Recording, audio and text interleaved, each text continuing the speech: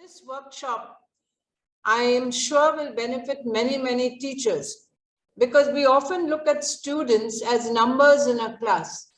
They are more mere roll numbers. And then we forget that they are human beings with thinking capacities, with problems, with feelings. They're just as human as the teacher. But we get into such a routine that it becomes a roll number whose tests have to be taken, whom I have to teach, and that's it. And a workshop like this is going to help you to recognize the personhood of every student, so that you are not teaching walls, you are teaching persons. And that is a very important dimension of teaching. I think that has also been one of my main, contribution to students. I've always regarded them as special people, not special in another sense, but special because each person is unique. Before we start, we have a very important person here, Dr. Mahesh Pai, who is really a friend of Nirmala Institute. He stands by us to thick and thin, and he has been here for many years, helping us out in different capacities. I've asked him to give the keynote address because he is also an expert in psychology. I'd like to introduce Dr. Mahesh Pai. Dr. Mahesh Pai is principal, is he in? Yes. Is principal of the Goa College of Home Science, located at Kampal, Panaji, Goa. He has earlier served as associate professor and head Department of Psychology at Government College of Arts, Science and Commerce, Kandola, Marcella, Goa. Over the years, he has organized several need-based workshops and seminars for the growth of students and teachers in Goa. His educational qualifications include an MA in psychology from Bombay University, PhD in psychology from Karnataka University, Dharwad, and a diploma in HIV/AIDS-related counseling from SIA. He has over 25 years of teaching experience at undergraduate level and 15 years at the postgraduate level. He has presented papers at state and national level seminars and has several publications to his credit. He has a keen interest in the field of research. Students are his priority, and he makes sure that they are helped and encouraged to do their best. So from my own association with Mahesh, I'm going to call him Mahesh because he's part of us. He is an excellent person, and he has that sensitivity towards students, towards all those he interacts with it. And so therefore, when he walks into the corridors of Nirmala Institute, he creates an air of enthusiasm and joy and a sharing of an ideal for education. So Mahesh, thank you for accepting to give us the inaugural address. It's always a pleasure to have you. Over to you, Mahesh. Thank you, Dr. Page, for the very kind introduction. A very good afternoon to all gathered here online at this excellent initiative, a workshop on becoming an emotionally intelligent teacher. Emotion is a significant part of what makes human beings unique as a species. Emotion and the thoughts that go along with it is at the heart of war and peace. Our very own civilizations have been built and destroyed because of emotions such as greed, desire, lust, fear, anger, and jealousy. The capacity to feel is humanity's greatest gift and also greatest curse. Indeed, emotions can get in the way or get you on the way. I'm sure most of you, almost all of you, will have heard of the term emotional intelligence. As a buzzword, it certainly is overrated. At the same time, as a prime requirement for success and happiness in life, it is seriously underrated. Why is emotional intelligence important? One's emotional intelligence can regulate one's temperament, quality of interactions with others, ways of coping with stress, progression in one's career, and so on. In fact, emotional intelligence determines one's very attitude towards life, our thinking, our feeling, and our behavior. Emotional intelligence is the ability to monitor and manage emotions, one's own and those of others, and to use this information to guide one's thinking and actions. Emotional intelligence increases our ability to think clearly, to focus attention, and to notice details in our environment that we tend to overlook when emotionally stressed. And emotional intelligence assumes special prominence in the vocation of teaching. It has been wisely said, it is the teacher that makes the difference, not the classroom. All of us can recall a teacher who mentored and shaped us into what we are today. A teacher's emotional intelligence directly affects the teaching and learning process. Research has indicated that successful teachers have high level of emotional competencies. An emotionally intelligent teacher empathizes and cares for students, works on classroom emotions, and creates a classroom climate that boosts positivity and academic achievement. It is rightly said that teaching is not only an art, it is a work of heart. Teachers who love teaching teach children to love learning. I compliment the Nirmala Institute of Education for having conceptualized of this extremely important workshop titled Becoming an Emotionally Intelligent Teacher. I'm sure that the participants of this workshop will benefit immensely from the sessions planned by Ms. Sophia and her team. Special thanks to Dr. Rita Pez and Principal Dr. Delia Antara for giving me the opportunity to interact with you all. I wish the workshop all success, and I wish the participants happy learning experiences. Thank you. I think this is a great time to begin. Let me share my presentation with all of you all.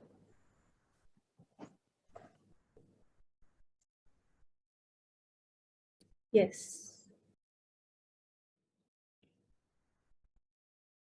The more knowledgeable other. When I came across this concept, I was very intrigued. It fits so perfectly with this workshop because when I received registrations, when I received your details through registrations, I saw that we have counselors participating here, we have teachers, professors, assistant professors, and so many other people linked to the educational institutions. And what was fascinating is that we have professors and assistant professors with immense experience. They have been in this teaching field for a significant amount of years. And then at the same time, we have young teachers and young professors with new perspectives, which is very, very valuable. And then we have our counselors who bring in their therapeutic approach to this workshop. So I feel this combination is just perfect, and this is what I needed for the success of this workshop. That's why I say that you are the more knowledgeable other, because you'll bring in so much of knowledge, so much of experience, so many perspectives, and I really value that. About me, my name is Sophia Damani, and I am very passionate about emotional intelligence. What intrigues me about emotional intelligence is that it is an inside-out process. First, you focus on yourself. You focus on your emotional well-being.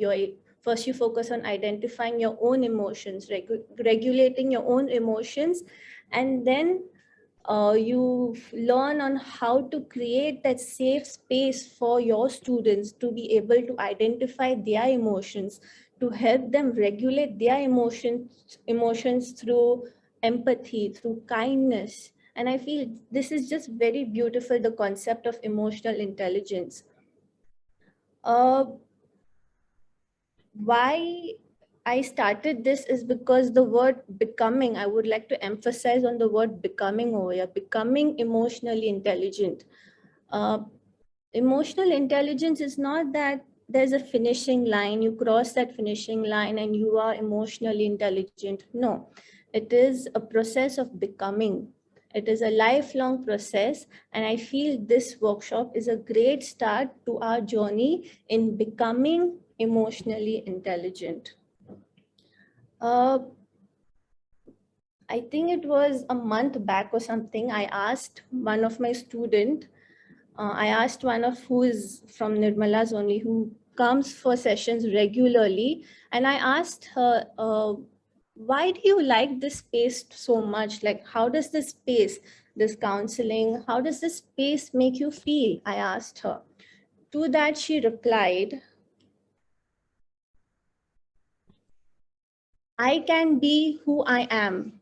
As I recollect our sessions, I have expressed my feelings of sadness, anger, frustration, as well as feelings of excitement, happiness, and content. To this, she added, I feel safe, understood, and validated here. I may not be expressing myself all the time, but I know that I have this space with me. I can come here, unmask myself, and breathe. At first, I was very touched. I was content because the reason why I am in this profession is to make a difference in an individual's life. And for her to express this to me, it meant something to me. It was special to me. But then later it struck. Her last sentence, if you just see, I come here, unmask myself, and breathe. Why is it that she's able to breathe only over here? Why is she not able to breathe out there? I ask myself this question. And hence, this is where the whole workshop conceptualized. I said that let me create a workshop on becoming an emotionally intelligent teacher. Before we move ahead, I would like to know, how are y'all feeling? This is an emotion wheel, okay? Try to identify what exactly you're feeling right now and share it with us in the chat section. I have the screen over here, so for the chats, I will be looking over here. So try to identify exactly how you're feeling and share it with us in the chat section. We have some responses here in the chat section: hopeful, excited, happy, curious, and hopeful. Yes, that's a good beginning. Happy, intrigued,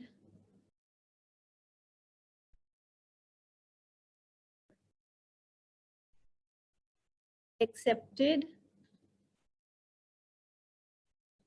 optimistic, interested, very nice, curious,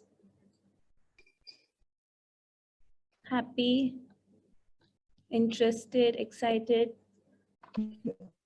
Well, it's good to know that many of you all are curious and excited, are happy to be over here. So am I, mutually.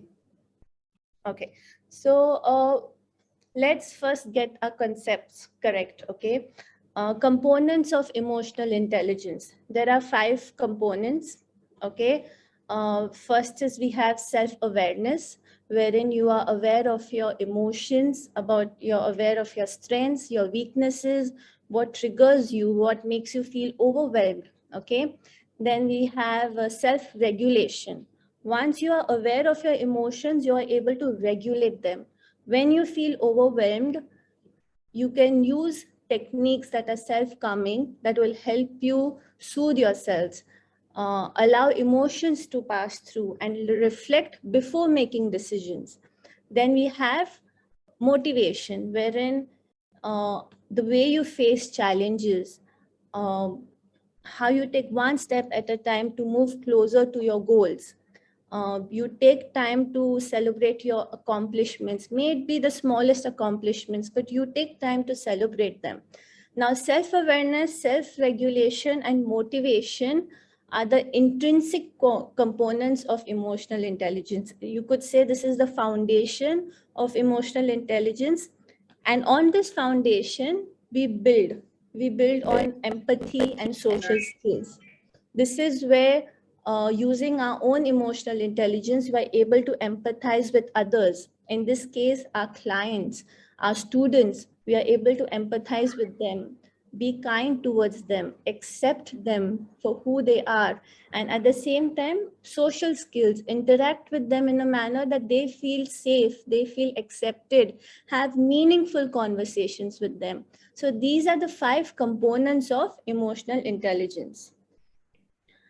There are standardized psychological tests to measure your emotional intelligence, but unfortunately, we cannot do it right now because you need like one-on-one interaction, because the scoring and the interpretation is a lengthy process. But I found this free emotional intelligence test online. It is not a standardized test. It will just give you an overview about where you stand when it comes to your emotional intelligence. The link is over here. The link is in your workbook as well. Page number 3, if you see your workbook. So you have the link over there as well. I hope all of you all have your workbooks, and make sure that you all have basic stationery with you as well, like pen, pencil, colors, because we will be doing activities as we go on and you will need them. And for those who are not able to get their workbooks because of circumstances, I understand, it's okay.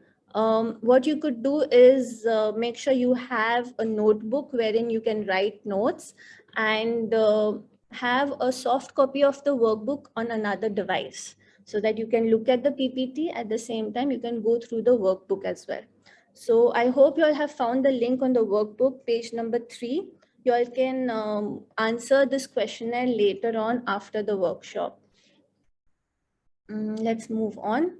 Okay. Now I just want you all to breathe, have some water if you all have. Okay, stretch yourself a little. Okay, and at the same time, look at this picture and let me know what is your thoughts about it. What do you think about this classroom setting?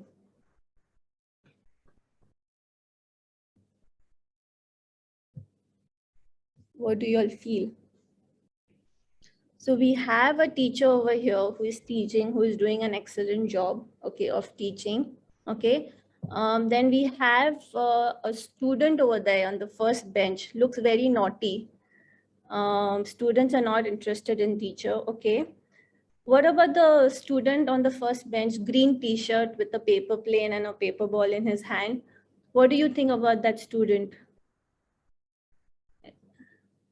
When you like, what are your thoughts about that student? Put it on the chat sections.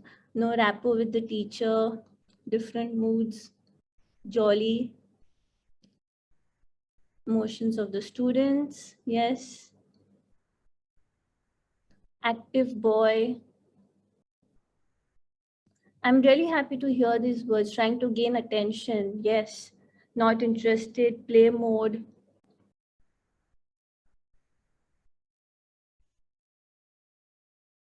Not interested in attending class. Okay, then we have the student on the left, yellow t-shirt. He has a tear in his eyes. Why do you think is that? What's happening? How is he feeling? He's sad. They are bored. Yeah, he seems to be sad, definitely. Scared, maybe. Yes, he's feeling sad, disturbed, neglected. True. What about the girl on the right? She's wearing gray. What are your thoughts about that student? Very depressed, angry, fearful, feeling disgust, irritated, anger, stressful or neglected. Okay. What about the girl at the back? She's wearing yellow. Upset, very sad, bored, disturbed. She's thinking of something, daydreaming, okay, lost in thoughts, disturbed in her own world, fantasizing. Okay. What about the student near the window? What is happening to him? What are your thoughts? Lost in thoughts. I believe that lost, okay, distracted, not interested at all, enjoying the breeze, searching, upset, okay, enjoying, wants to go outside to play, not interested in class. Amazing, amazing. So this is what we see. This is what you see. This is the tip of the iceberg, okay? But what is happening is that we fail to see so many other things like this.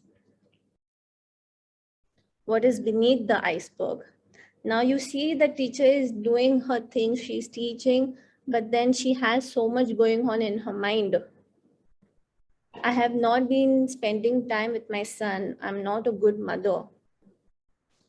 The child, the student on the first bench who is naughty, who is playful, I don't get attention from my parents. Let me get some attention from my friends and teachers. I think Carol was the one who mentioned that he's seeking for attention. Then the student who is in tears, nobody likes me. I always feel left out. I have no friends. He seems to be lonely. The girl on the right, I find it difficult to follow the classwork. I feel lost. How will I do my homework? My project is still pending. I can't take this anymore. Feeling of frustration, feeling lost. Then the girl behind, I don't know why I'm feeling this way. I don't want to come to school. I just want to be in my bed and cry. Then the boy near the window, I look outside of the window whenever I am sad. It helps me by not thinking about how my friend hurt me, by making fun of me. So this is what it's really happening underneath.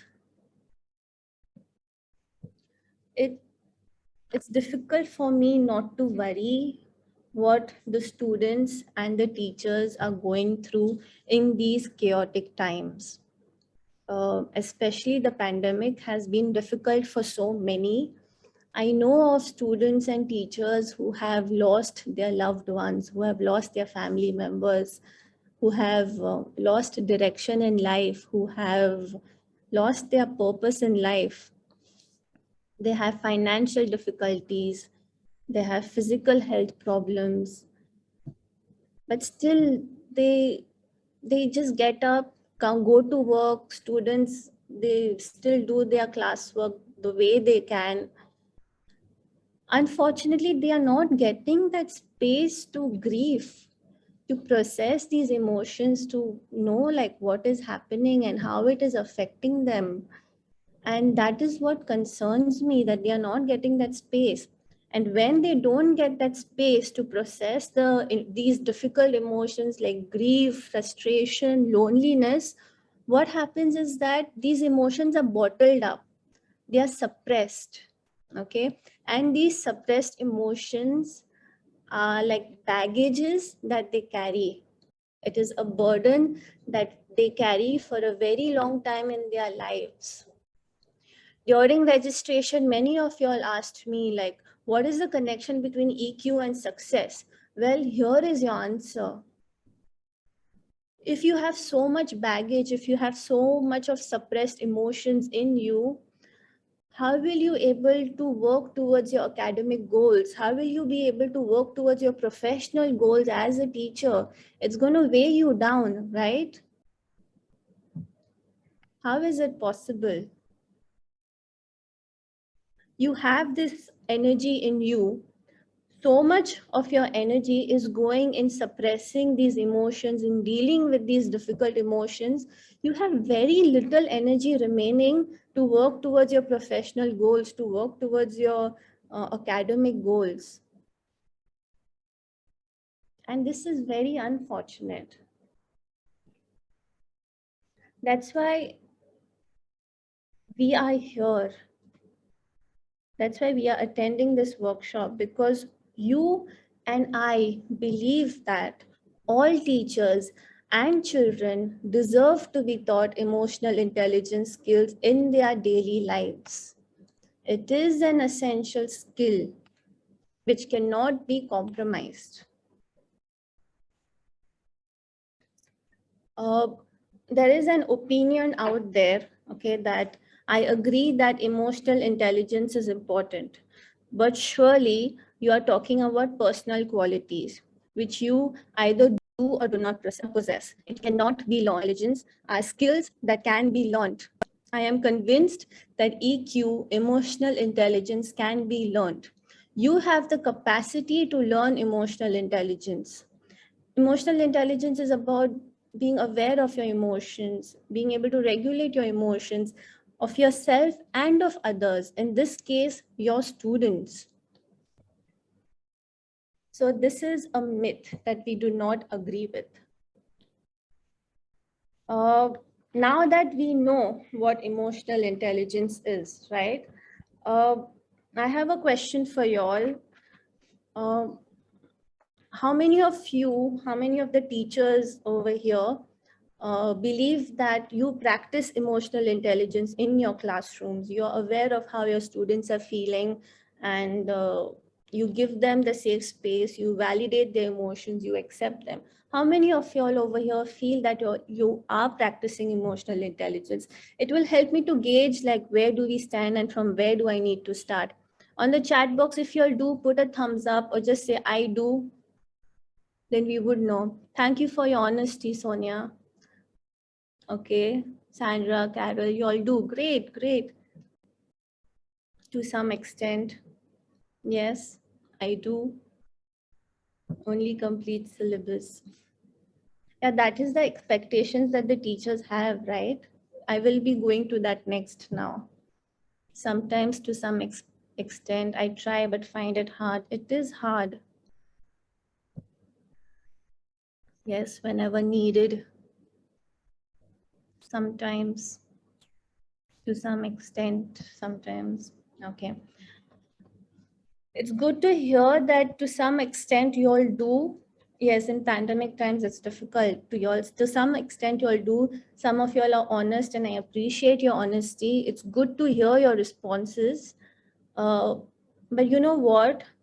I would say that there is still more you can do. Remember, I told you it's a process of becoming. So there's no finishing line. Those who those who believe that you do practice emotional intelligence in class, there is still so much you can do. 3 things over here, okay?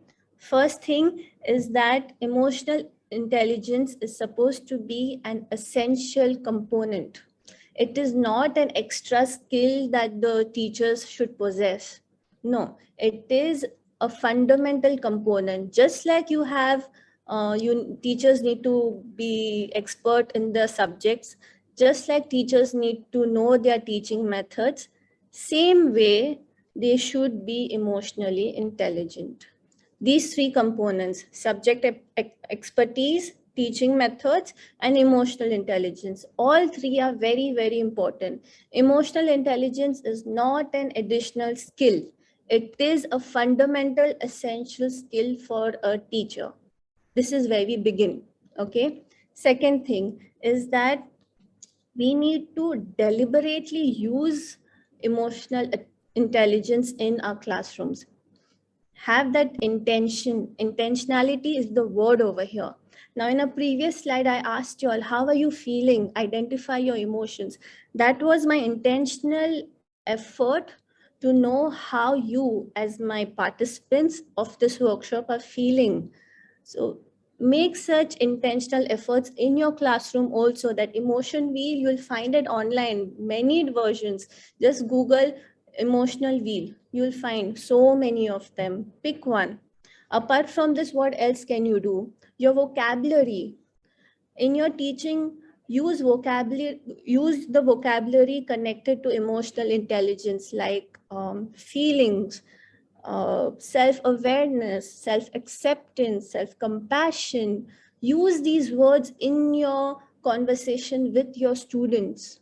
use them. So they know that my teacher is aware of these emotions. She is aware about the word self-compassion. She is aware of the word self-acceptance. So I feel that my teacher will accept me as well. So use these words in your teaching methods.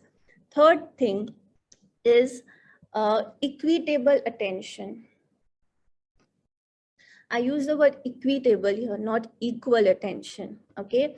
We already give so much emphasis to our subject expertise, to our teaching methods. Do we give enough attention to learning emotional intelligence? Do we, in your B.Ed, when you were training to be a teacher, have you all given that emphasis on emotional intelligence, how important it is for you to be emotionally intelligent as a teacher? Unfortunately, we don't. At least it's not intentional. I see teachers who are very emotionally intelligent in schools and colleges, and I really appreciate them. But now we need to make an intentional effort to be emotionally intelligent. I am very grateful for Nirmala, for Dr. Pays, for Dr. Delia to give me this platform to have this workshop on emotional intelligence, because I feel this is a great start. This is where we begin. This is where we put that intentional effort to make sure that our teachers are emotionally intelligent. How are you all feeling so far? What do you think of the workshop? Am I going too fast, so it's okay? Are you all able to process the information? Never learned about emotions in teacher training. Why? Things have to change now. I think this is just the beginning. Good. Okay, great. Very enriching workshop. Thank you so much. With this, we go to our next activity. Okay, this is one of my favorite activities. It's there on your workbook also, page number 4. We have, so what I will be doing this, Zoom has this feature wherein I can divide you all into groups.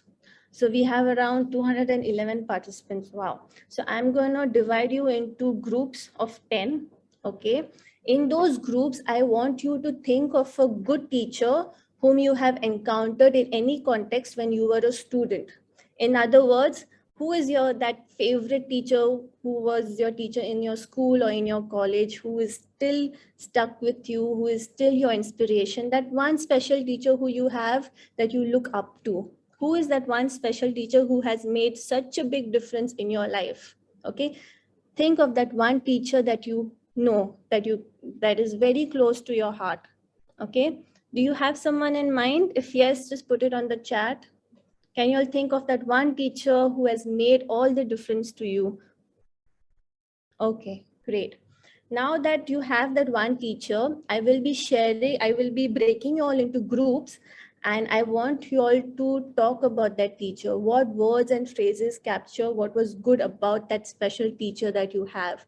What made her so special that you still think of her? Share some memories with your group members. Hopefully it's nostalgic to you, because it was very nostalgic to me. When I did it, I was in tears because I very fondly remembered my teacher. So I'm going to share you all into I'm going to break you all into groups and talk about this teacher of yours. You have 5 minutes, okay? So we'll be doing that now. Let me share about my teacher. I think I'm super excited for this again. So the teacher that I'm talking about here is Ma'am Wendy. She was the head of the Department of Psychology in Dempe College of Arts and Science. That's where I did my graduation. And she is the reason why I am so many things today. She's someone who is like a role model. She won't like tell you like, Sophia, do this, do that, do that. She will do it. I just had to follow her footsteps, and I learned so much about her. I learned how to be disciplined. I learned how to be systematic, to be hardworking, to push myself. So yeah, that's Ma'am Wendy. We have participants joining back in. So let's wait for everybody.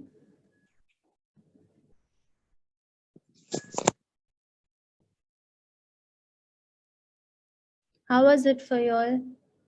Was there a discussion? Discussed, madam, and what was remarkable was that for most of us, we felt that our love for the subject that we teach, as well as our love for the profession, teaching profession, stemmed from a favorite teacher. And Yeah. I found that there was that similarity was there among almost everybody who shared. Yeah, true, very true. Well, so yeah, I was saying that my favorite teacher was Ma'am Wendy. She was the HOD of psychology department. And that's why even I pursued psychology, and that's why I'm here. So teachers do play a very important role. Everyone was influenced by some teacher. Yes. Yes, we did group 3. Good for everyone. Okay, since we have everybody back, can we go back to our workbooks? Very interesting listening to everyone. Yes. Page number 4. So there are 3 columns, right? Now think of that teacher of yours who was very special to you, who was your favorite teacher. Put a tick on the words that resonate with your teacher. So starting with column 1 on your workbook, put a tick on the qualities that resonate with your teacher. Feel free to put it on the chat section also, so that even I know what are the qualities that your favorite. Approachable, resourceful, yeah, graceful, clear speaking, experienced, yeah, good listener. Okay, let's go to column 2 now. On column 2, which of the qualities from column 2 resonate with your special teacher, your favorite teacher? Only column 2. Clear speaking, relevant, interesting, useful feedback.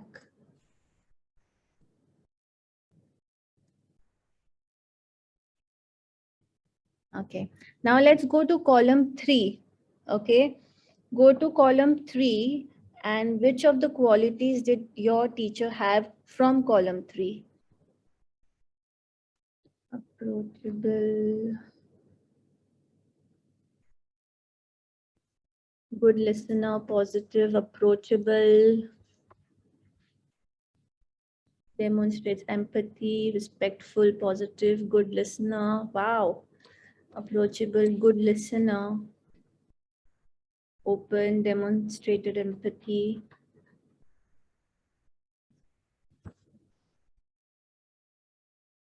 Made eye contact, good listener, responsive.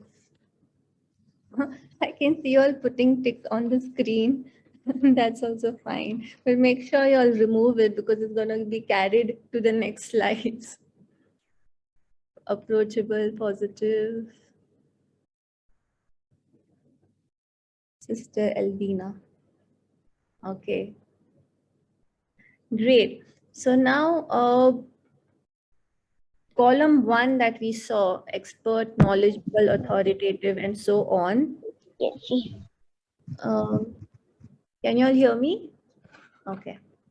So the column 1 are qualities or characteristics that are connected to their subject expertise of your teacher. Okay, how expert they were in their subject of teaching. Column 2 is their teaching method, about their teaching method. How did you feel about their teaching method? Like well organized, manage time well. So these are about their teaching methods that you liked about them. Then column 3, guess what that is? EQ, emotional intelligence. Okay, these are the qualities that your teacher had when it came to emotional intelligence. Are you all able to connect with it? How all 3 things are important and need equal attention. It's not an additional skill. It is a fundamental skill that a teacher needs to have. Column 1 is their subject expertise. Column 2 is their teaching method. And column 3 is their emotional intelligence.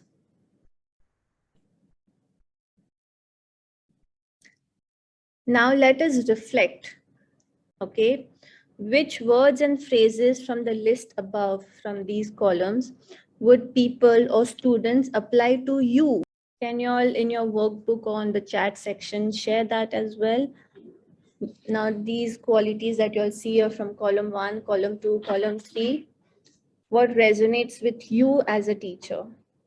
Up to date, clear speaking, well organized, knowledgeable, approachable, experienced.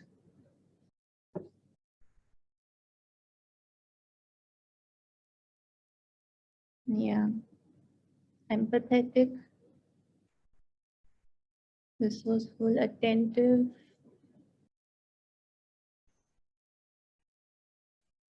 open. Yeah. Well, thank you all for sharing. I'm really happy to see all these responses from you. Empathetic. Empathy is a very powerful skill, and I think that is what makes all the difference. We will be going to that later on during the workshop. Good listener,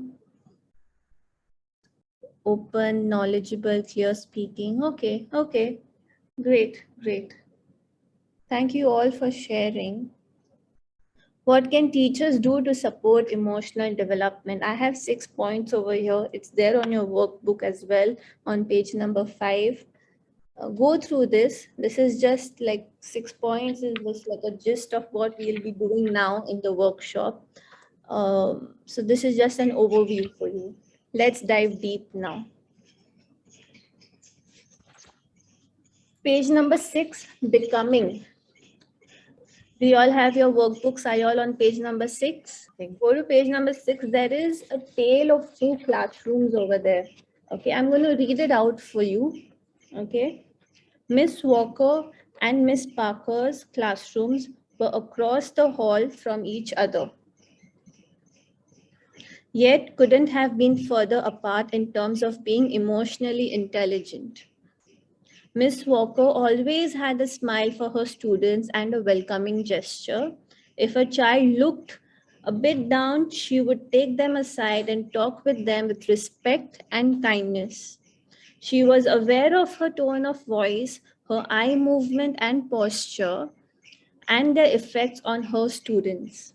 Miss Walker was a teacher who cared about her students both in and out of the classroom. Miss Parker, on the other hand, believed that her job was to cover the curriculum. She could not tolerate noise in the classroom or children acting silly and misbehaving. Miss Parker was a teacher whose students felt afraid of her. At times, they even felt scared to speak up in her classroom. So do you all understand Miss Walker and Miss Parker? Okay.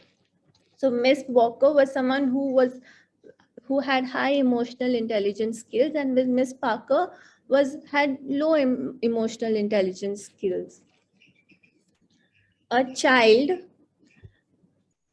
Sia, in Miss Walker's classroom was going through the divorce of her parents.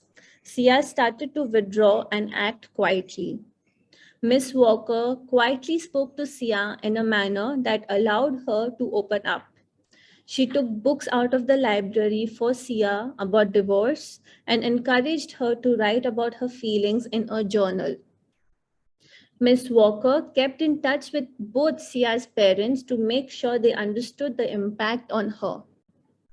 She knew in her heart that Miss Walker was always there if she needed to talk to someone. Across the hall in Miss Parker's class, Ben's mother had just had twins. Miss Parker, however, was mildly aware of the fact, not wishing to get involved in the matters that had nothing to do with her. This morning, she had shouted at Ben, telling him that lately he had not been doing his homework properly. She hadn't realized the emotions he was experiencing and the lack of time his mother had for him with 2 newborns in the house.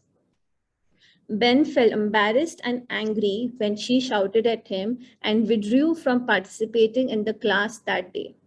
The more Miss Parker belittled him, the worse he felt. He stopped doing his homework altogether as he knew Miss Parker would not be happy with his work even if he tried. What do you all think about this? About Miss Walker and Miss Parker? What an impact a teacher can have on his or her students, right? Now, if you remember, you all were talking about these teachers who were very special to you. We may not remember what exactly they taught us, okay? But we do remember how they made us feel. And that is what has stayed with us even after so many years. We have teachers over here in this workshop who are in the teaching profession for 20, 30 years, but they still remember their school teacher who had such a strong impact on them. Not because of the subject expertise, the matter that was taught, but how that teacher made you feel. That is what stays with you even after so many years. One contracts, the other destroys. One constructs, the other destroys. Yes, that is the power that teachers, that you all have, to either construct or to destroy. They have touched our lives. Definitely. She was so sensitive. Yeah. That intentional effort that Miss Walker put to take her to the library, to be in connect with Sia's parents, that is all made the difference. And Sia knew that if anything happens, she feels safe with Miss Walker. She can always go to Miss Walker and just talk to her. She was sensitive. Yeah.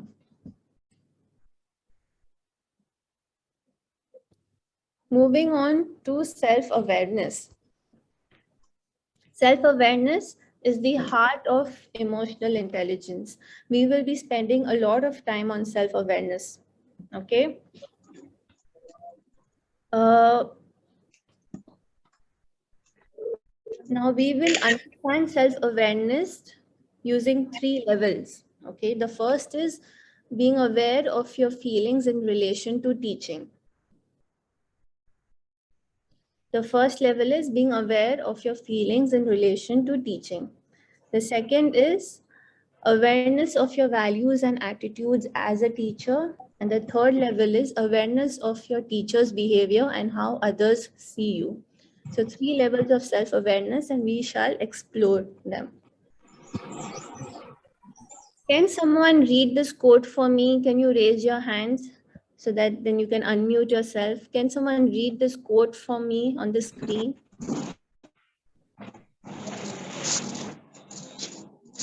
Yes, Riva, can you do that? Can you unmute yourself and read this for me? Yes, you all can hear me? Yeah. Knowing my students and my subject depends heavily on self-knowledge. When I don't know myself, I cannot know who my students are. I will see them through a glass darkly. In the shadows of my unexamined life, when I cannot see them clearly, I cannot teach them well. Thank you. Thank you so much, Riva, for reading it out to us. 3 keywords over here that stood out to me. One is, if I don't know my students. If I don't know myself, I do not know my students. And if I do not know my students, I cannot teach well. That is why self-awareness is very, very important. That takes us to activity 2, which is on page number 7 at below. Okay, in your workbooks, page number 7, activity 2. So there are some sentences over here that you have to complete. Okay. Consider how others see you as a teacher. While the task may appear straightforward, you may find some of the sentences difficult to complete. Okay. My most common mannerism is, and you complete the sentence. Okay. Do it on your workbook. For those who don't have your workbook, you all can see it from the soft copy and share it on the chat box here. I'll give you all 5 minutes to complete all the sentences. We have 10 statements, so I'll give you 5 minutes and then we will share. The 5 minutes are done. Does anybody need some extra time?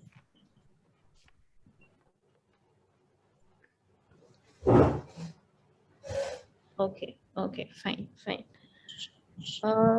Let's share now if you all are done. The quality I display, that I've just picked up randomly few statements from those 10 statements, and let's share it with one another. The quality I display that students respond to best. It is statement number 6. I don't know why I did not number them, but if you all found the statement, what is your response? Put it in the comment section. The quality I display that students respond to best is enthusiasm, positivity, friendly, humor, actively, being approachable, humor, encouragement, approachability, laughing with them, friendliness, humor,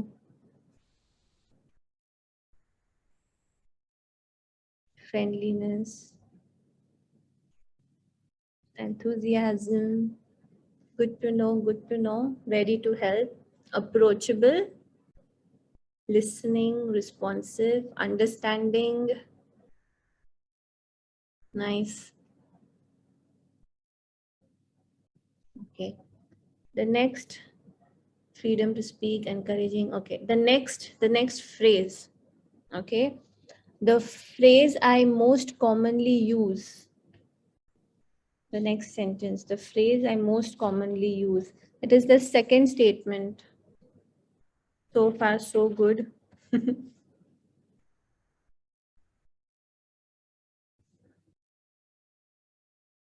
Well done. Have you all understood? Children, listen carefully. It's simple. You can do it. My dears. Yes, you can do it. Well done. Excellent. Have you understood? Well done. I'm happy. I really like it when you all are using the vocabulary related to emotional intelligence.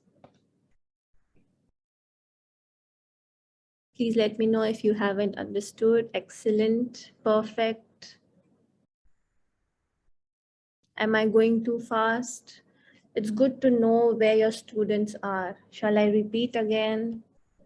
Do you need some more? Be quiet. Did you follow? You are the best. Is it clear? Very good. Keep going. Very nice, very nice. Okay, the next statement. If there is one thing I do too much of, it's the 8th statement. If there is one thing I do too much of, it is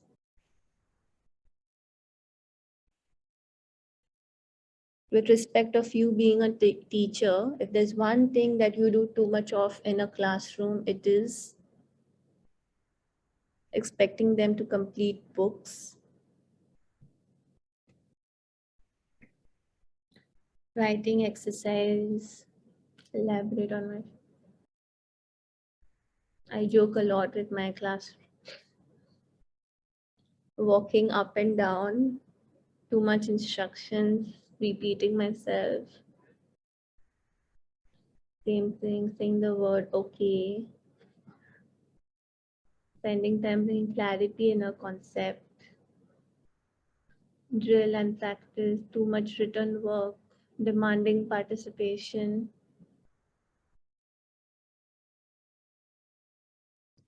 saying statue, repeating the word okay, paying attention to backbenchers, elaborating, getting the attention when I talk, detailed explanation, knowing when I can cut short, explain, over explaining, put your thoughts into words, do's and don'ts. Okay. The next statement, if there is one thing I could do more of, it is if there is one thing as a teacher you could do more of, what would that be?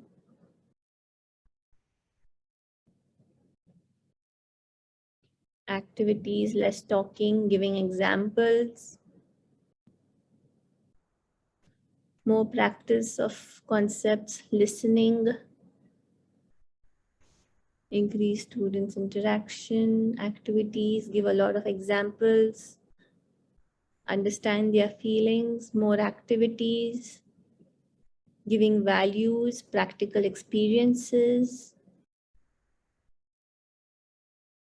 About practical experiences, we'll be talking about this tomorrow in day 2. Listening to them to make them curious,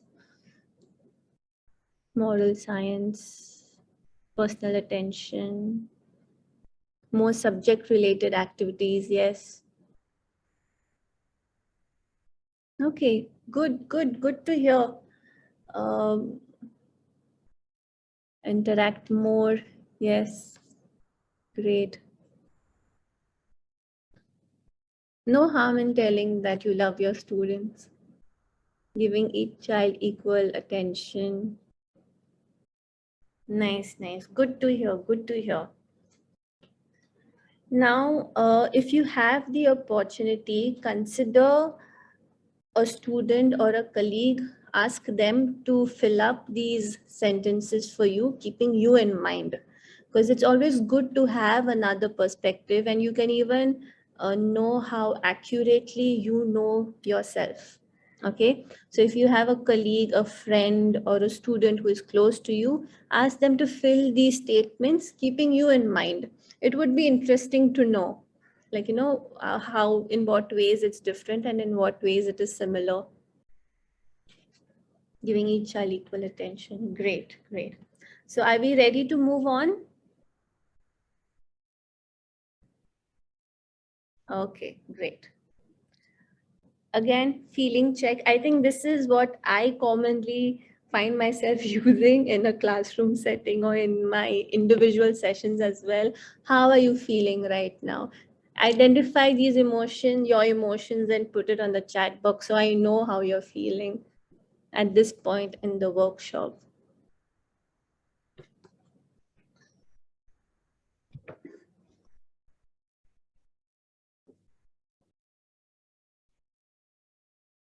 Good, connected. Good. Thank you. Happy, awake, active. Mission accomplished, because this is such a challenging time that we tend, like, we are low on energy, we want that nap. So if you all are interested, you all are active, you all are awake, eager, too good, interesting, aware of myself. Good. Relaxed, hopeful, joyful, thankful. A lot of introspection yet to come. Attentive, great. Good to know that we all are on the same page. So let's move on to our next activity 3. Now, this activity, the objective is to be aware of your attitudes and your values. Okay, so we have 12 characteristics. We are on page number 8. So we have 12 characteristics. Okay, I want you to rank them from 1 to 12. Okay, which characteristic or which quality you think as a teacher is ranked number 1 is very important out of these 12, and then subsequently rank number 2, rank number 3, and so on. Okay, so I'll give you all like 2-3 minutes to rank the characteristics over here, okay, from 1 to 12. So let's do it. 322, 325, we shall share. So now that you all have ranked, what is your number 1 character, the number 1 quality you feel that a teacher should have? Share it with us. What is that number 1? What gained that number 1 rank for you all? Warmth, enthusiasm, warmth, okay. Expertise, enthusiasm, flexibility. Okay, that is ranked number 1, warmth. I see a lot of warmth, perseverance, enthusiasm, warmth, sense of humor. Yes, patience, a lot of patience, flexibility, sense of humor, enthusiasm. What was your rank number 1? Share with us. Sense of humor, warmth. Good, good.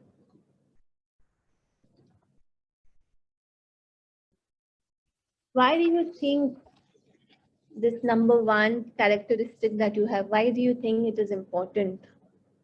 I saw a lot of warmth, enthusiasm.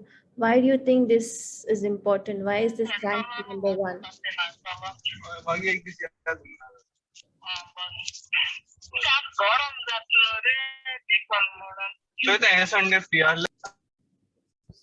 Okay, I've muted him. Okay, let me just check. Enthusiasm. Why is enthusiasm ranked number 1? We feel more connected to warm people. Yeah, they are more approachable. We know that if there's anything, the student would feel more comfortable in going to that teacher who is more warm, who is more approachable. Feel connected, yes. Feel comfortable. People feel good, comfortable to share their feelings with teacher. Yes. So in other words, it's important to create that safe space for your students wherein they feel that warmth, they feel acceptable, they feel approachable, that if there is anything, they can come and speak to their teacher, because their teacher is someone who will accept them, who will appreciate the differences, right? Warmth. Enthusiasm, because there is more life in the class. Of course, yes. Now ask yourself, how different would your ranking have been if you had done this exercise 10 years ago? 10 years ago, what would you rank number 1? Look at all those qualities again. 10 years ago, if I would have asked you the same question, what would be ranked number 1 for you? Put it on the chats. Expertise, expertise, expertise, approachable, expertise, a lot of expertise. Yes. Expertise. I think most of y'all would agree that in the past, expertise was something that was the rank number 1. A teacher should have the expertise.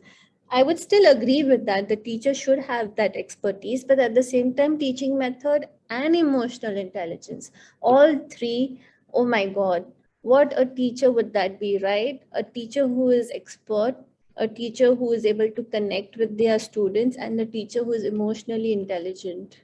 What else does a student need to grow and to flourish? Expertise, enthusiasm. Good, good.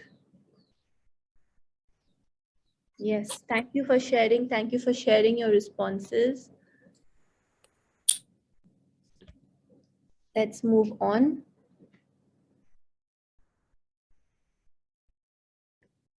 awareness of your teacher behavior and the others and how others see them.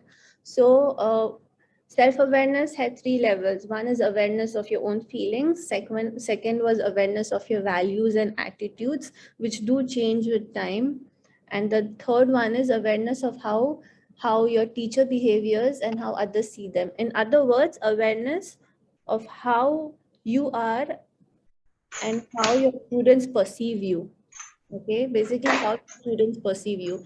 Now, this is a more tangible one. Yes, this is a more tangible one because this includes your mannerism, your tone of voice, your vocabulary, the way you talk to them. Okay, all these things play a very important role in determining how the student perceives you. Okay, for that, we'll do one activity. Yes. All those things others can see and hear, and that you may be aware to an extent. If you are seeking to influence your students' readiness to learn, if you want your students to learn, to be attentive, you will want to know how they perceive you and what effect this has on them. If they see you as warm, approachable, they will be more ready to learn in a classroom versus if they see you with someone very strict, very like insensitive, then they may not even able to share, right? Activity 4.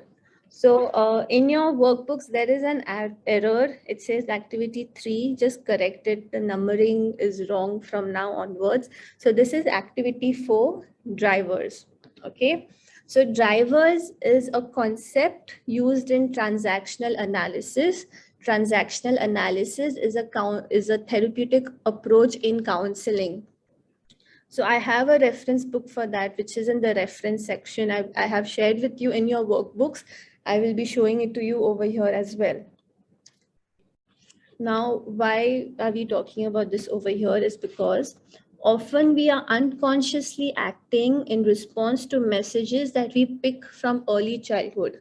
Our early childhood plays a very important role on how we respond right now as adults. For instance, we may have understood from our parents or any significant person in our childhood that it is okay as long as you are perfect, as long as you get things perfectly done. Okay. The result is that we engage in perfectionism behavior, and we do this knowingly or unknowingly. We engage ourselves in perfectionism. We are driven to perfect, which means that we display both the positive sides and the drawbacks of perfectionism. Okay. Similarly, we have 5 drivers. Okay. One is to be perfect. It pays attention to detail. If you have this driver in you, you will pay attention to details, well organized, prepares thoroughly, presents written work well. But at the same time, the drawback can lose sight of the big picture, can be seen as irritating and anxious. The second driver is to please others. You will be a good team member, empathetic, looks for harmony, supportive of others. But the drawbacks is that you will be reluctant to you will be reluctant to challenges. You can take on too much of work because you cannot say no, because you tend to please others. So you don't like to refuse people who come with requests. Third one is try hard. Enthusiastic, thorough, energetic, likely to lose interest too soon, can make too much of a small task. Small things have become big deal for people with these drivers. Be strong. They are calm, reliable, dutiful, good under pressure, doesn't ask for help and gets overloaded, hard to get to know well, because they're always with this thing that they have to be strong, they have to get things done, but then it's difficult to connect with them. The 5th driver is hurry up. They get through a lot of work, they're efficient, good at short deadlines, make mistakes in haste, can be seen to be impatient. Okay, so a balance is needed, or awareness is needed. Once you're aware, you will able to get that balance. Okay, we have a questionnaire in the next page, page 10. I'll give you all like 5 minutes to answer this questionnaire. Let's identify what are your drivers. How much of a perfectionism you are, how much of a pleaser you are, how much of a try harder you are, how much of a strong person you are, how much of a hurry up you are. Okay, so answer the questionnaire. I'll give you 5 minutes. Okay, if you agree to the statement, or you disagree to the statement, or you agree to some extent, accordingly, you put a tick mark there. So it's 3:35. I'll see you all at 3:40. Answer the questionnaire. Page 10, there are 25 statements. Okay, so coming to scoring.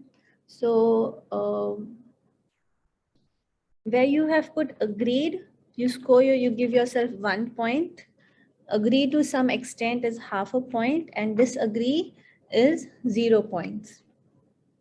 Okay, so be perfect, statement number 1, 5, 12, 18, and 23. So for statement number 1, what did you say? I pay great attention to organizing the room efficiently. Now, if you agree to this, agree to some extent, or disagree. For me, it would be agree to some extent, so that is half. So in year 1, I will put half. Same thing for statement number 5. Do you agree? Agree to some extent, or disagree? If you agree, then you give yourself 1 point. Agree to some extent, then you give yourself half a point. If you disagree, then 0, no points. Okay, any questions? Any questions? Let me know in the chat box or raise your hands. I got 3. So if your score is 3 or more for any category, means that that is a significant driver. Means, say for try hard, if you have 3 or 4 as your score, means that that is a significant driver for you. You are a person who would try hard. Now, if you go back to this, you may be enthusiastic, thorough, energetic, likely to lose interest soon, can make too much of a small task. Got 4.5 for please others. So you may be a good team member, empathetic, looks for harmony, supportive of others, but at the same time, reluctant to challenge, can take too much work through not saying no. So you may be overwhelmed with work.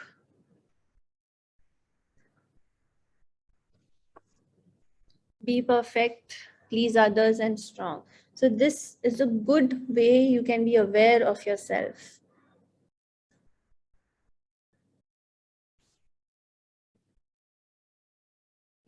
Let us reflect now. Do you engage in, say, for example, please others behavior when it is useful and appropriate, or just compulsively and indiscriminately? Now, Gauri, ask yourself this question. You got 4.5 in please others. It's a good thing that you want to be there for others, work in harmony, be a good team member, but do you use it compulsively and indiscriminately, wherein you feel overwhelmed because you just can't say no to any request that you get? So ask yourself, are these drivers, do you use them usefully and appropriately, or just compulsively and indiscriminately? Each driver has positive aspects, but each can be counterproductive if followed to excess. Too much of it is not good. Consider how you might exercise more control over your driver behaviors to make the most of your years of practice in that area. Okay. To know more about drivers, I've put the reference book down over there. It's under Working Styles in Transactional Analysis for Trainers by Julie Hay, page number 105 to 125. It is a book by Julie Hay. The reference of it is in your workbook, last page.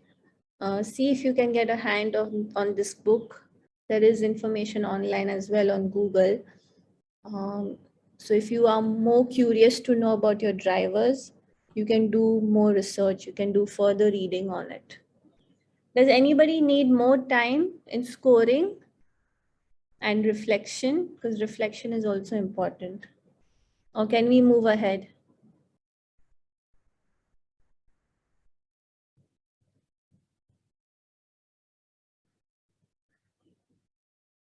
If anybody needs more time, please put in the comment sections. Okay. So the next activity in your workbook is do it yourself. This is something that you can do after the workshop. It's very self-explanatory. I've elaborately put it down there. So go through it later on whenever possible. Okay. Moving on to managing emotions. First component of EQ was to be aware of your emotions. Once you're able to identify and once you're aware of your emotions, we can go on to managing your emotions, okay? Because if there's lack of awareness, that can lead to mismanagement of emotions. To start with, it's important for us to know the connection between emotions, thoughts, and behaviors. The way you feel will affect the way you think. The way you think will affect the way you behave. And the way you behave will again affect the way you think. Let us go back to Miss Walker and Miss Parker. Actually, just Miss Parker and Ben. Okay. Now, we know through the story that at home, Ben had twin siblings. He wasn't getting enough attention from his parents. Okay. How do you think that made Ben feel? Try to identify his emotions using this wheel. How do you think Ben felt when he was not getting attention from his parents? Put it in the chat section. He felt lonely, abandoned, left out, sad and ignored, rejected, neglected, confused, insecure, depressed, sad, hurt, not loved, rejected, insecure, hurt. Yes, all of these things, right? He felt all these emotions. How do you think these emotions of abandonment, hurt, broken, ignored, how do you think that made him think? What were his thoughts? How did it affect his thinking pattern? What he must be thinking about himself? Put it in the chat section. Low esteem, he didn't feel good about himself. Unwanted, heartbroken. He must have felt like nobody loves me, nobody cares about me, right? And because of this, he could not because of this thinking, he was discouraged, unloved. Because of this thinking, it affected his behavior, it affected his academic performance, his classroom behavior, which unfortunately he was in Miss Parker's class. So how did Miss Parker react to him not being attentive in class? He didn't have a good time, right? He was belittled by Miss Parker. He was targeted by Miss Parker. And then that magnified his emotions of feeling unloved, abandoned. There's nobody who loves me even more. So it is a loop, it is a cycle, right? Ben withdrew from the classroom. He was not paying attention. He didn't even put effort in doing his work because he knew even if he tried, nobody really cared. His teacher didn't care. His parents also don't care. Why put effort? It's unfortunate. And this really happens. It's not just a story from a book. This really happens. I want you to think. So now what happened with Ben over here? He was emotionally hijacked. this word emotionally hijacked, I wanted to stay with you. Okay. Ben was already feeling unloved. It showed in his academic performance. There, the teacher belittled him. He withdrew even more. So he was a part of this vicious cycle. His emotions were hijacked. Okay, he felt overwhelmed, and that affected his thinking patterns, his behavior, right? I want you to think of, when were you emotionally hijacked in the past? A time wherein you felt so overwhelmed that it affected your academics, your personal life, your work life. Can you think of an instance of you being emotionally hijacked?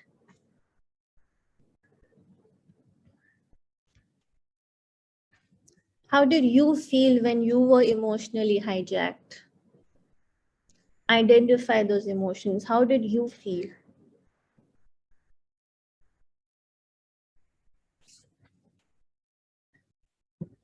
Put it in the chat box below. You felt frustrated. Yeah. You felt sad, broken, hurt, lonely, upset, nervous, numb, abandoned, disappointed, confused, broken, distant, bitter, heartbroken, angry. Yeah. Lost. I'm really sorry that you all had to experience all these difficult emotions in your past. We cannot go back in the past and change these things, what happened to you. But what we can do is that we can be more aware of our emotions so that we can manage our emotions, so that we can avoid being emotionally hijacked. Next time when you feel overwhelmed, what can you do? Say, for example, you feel anger. What can you do to calm yourself down, to avoid being emotionally hijacked? In your workbook, page number 12, I've put 5 empty bullet points. Tell me 5 things that you can do that will avoid you being emotionally hijacked. 5 things that are self-soothing for you. 5 self-care practices that you feel will benefit you, will stop you from being emotionally hijacked. Talk to a friend or family.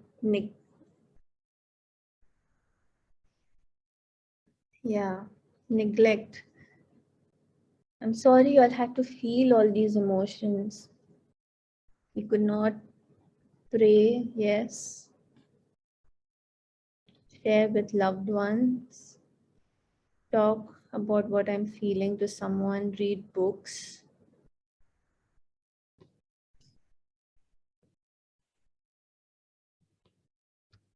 True.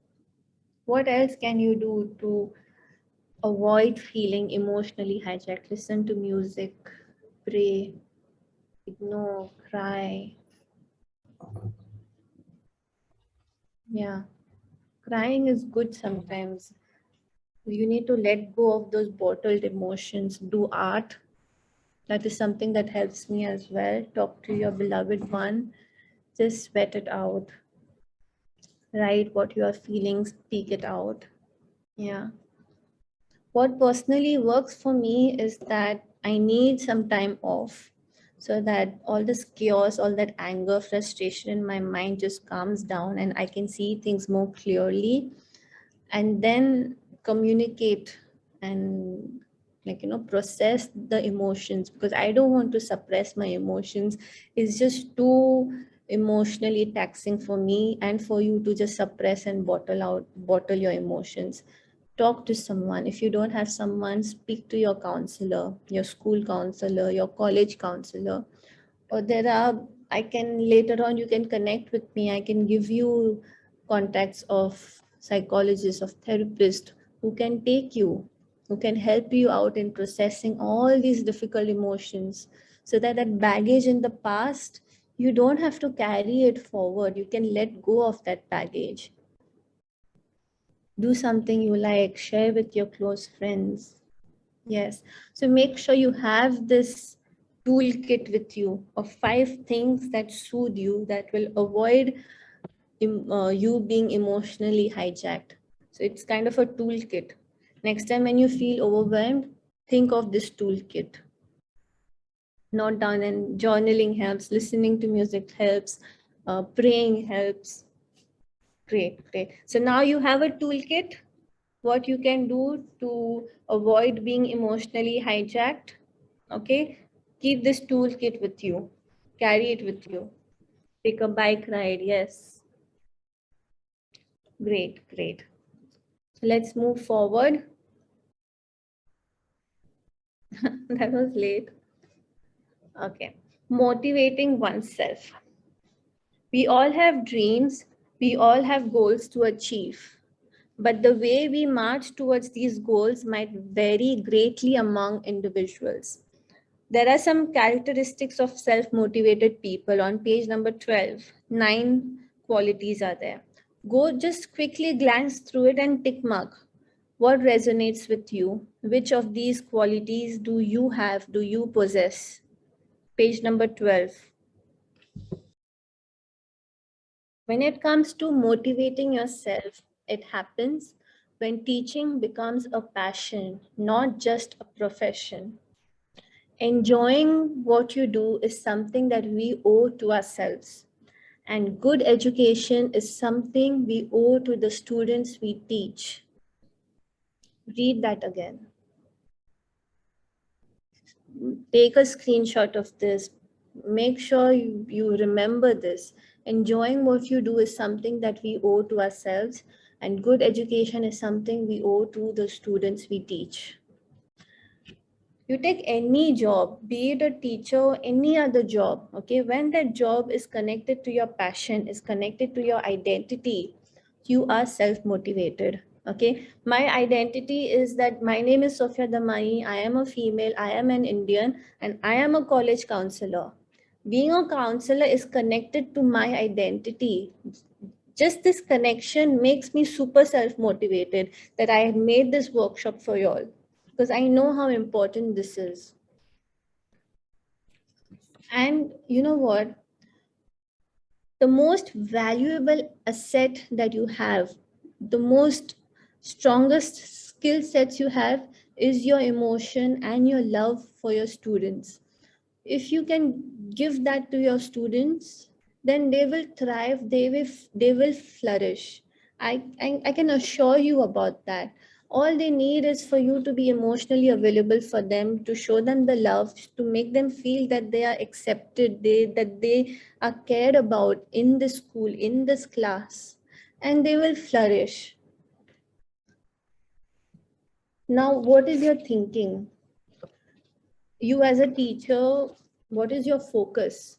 Is your focus to teach science, to teach maths, or your focus is that I teach students, the students are my focus? There is a difference. What is your focus? Are they the students, or is it the subject?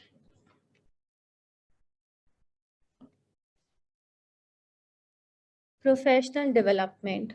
Now, professional development is like a fuel for your motivation. And this is true for any other profession. Make sure you keep yourself developed. You invest in professional development. Okay, how you can, when it comes to how you can do that, is that when it comes to things that you can do outside of institution, it can be subscribing to professional organizations, reading books and research papers. This workshop is from books and research papers. I have done like tons of reading to create this workshop, to design this workshop. So reading research papers and books, it's so helpful, so valuable. Attending professional courses, workshops, and conferences, exactly what you're doing right now. I hope that this fuels your motivation. What can you do inside your academic institution, inside your school, inside your college when it comes to professional development? Peer visits among teachers. Teachers come together, help each other when it comes to subject expertise, teaching methods, and emotional intelligence. Coaching and mentoring. The senior teachers, the senior professors can coach, can mentor the new ones. The seniors have experience, the new teachers have perspective. Just these two, when they come together, no, magic is created. In-house training and workshop. In our educational institutions itself, we have so many resource people. Tomorrow itself, in day 2, we have 3 guest speakers who are very closely connected to Nirmala's. I have invited them to take sessions on EQ and art, music, and drama. Okay. See who are the resource people in your academic institutions. Come together, have small workshops. It's nice to always come together and do something together. Group discussions. Now, group discussions mainly happen during lunchtime when all of the teachers and all come together and then they discuss what is happening in class, what is happening in the office, because I have participated in that. But here we are talking about intentionality. I want you all to intentionally come together and discuss, okay? Discuss about 3 components: subject expertise, teaching methods, and EQ. Please do not forget EQ when it comes to group discussions, okay? And I'm not saying like you have to target a student. Don't target Ben. In your group discussions, don't talk about what kind of student Ben is. He's not submitting his classwork on time. He's not doing his assignments on time. He's not being present in the class. Do not talk about that. That is just the tip of the iceberg. Talk about how you can help Ben, how you can create a safe space for Ben. That is important. That is what should be the topic of your group discussions. Reflection sessions. After your classes, try to reflect. Are the students following what I'm teaching? What else can I do? How can I find out how the students are feeling about this subject? How are they feeling in this classroom? Do they feel that warmth that we were talking about? Book clubs. Almost every school and college has a library. Have book clubs. Come together, read a book or read a chapter and share knowledge. Now I have this apple over here, okay? If I share this apple with you, you will have half of an apple and I will have half of an apple. But when it comes to knowledge, if I share my knowledge with you, the knowledge will just multiply. So what is the harm? Come together, share that knowledge that you've got by reading a book. Now there is one interesting new concept that has come, which is human books. Humans come together and then there's this one person who will share his or her life story with the group. And I feel that's really beautiful. Hopefully one day I'll be a part of a human book club because I feel that's a very interesting concept. So these are the things you can do in your own school, in your own college. See, think about it, give it a thought.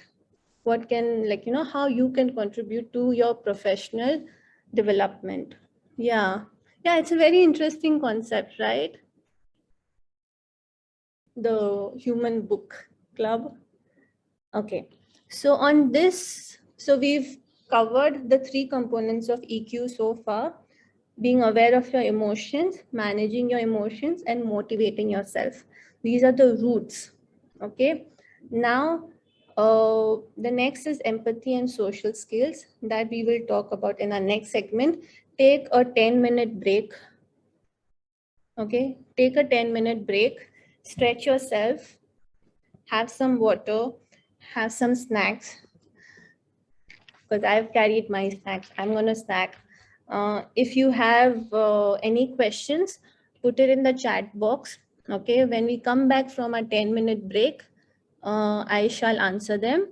If I need some more time to ponder upon it, to reflect on it, I will take my time and I'll get back to you tomorrow with an answer to your question. Okay, so take a 10-minute break. It is 4:08. Let's meet at 4:18 because we still have a lot to cover. So yes, 10 minutes, guys. I'll see you all soon. Okay, great. So I'm going to ask you the question again. How are you feeling? Quickly put in how you're feeling in the chat box. Let's just get to know. After the break, how do you feel?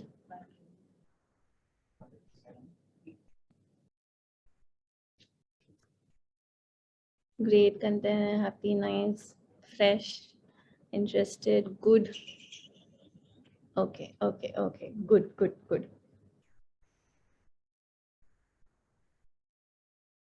Great. Good to hear, good to hear. Now let's talk about the impact factors. So far, we spoke about self-awareness, emotion regulation, and motivation. These are like the roots of emotional intelligence. Now let's talk about the fruit, what grows from it. Okay, you will benefit from it and your students will benefit from the fruits of emotional intelligence.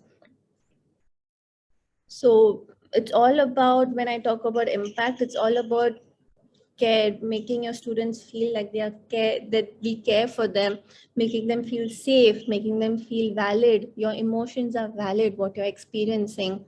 Be genuine towards them, be empathetic towards them, understand what they're going through, not just the tip of the iceberg, but what exactly is happening underneath it.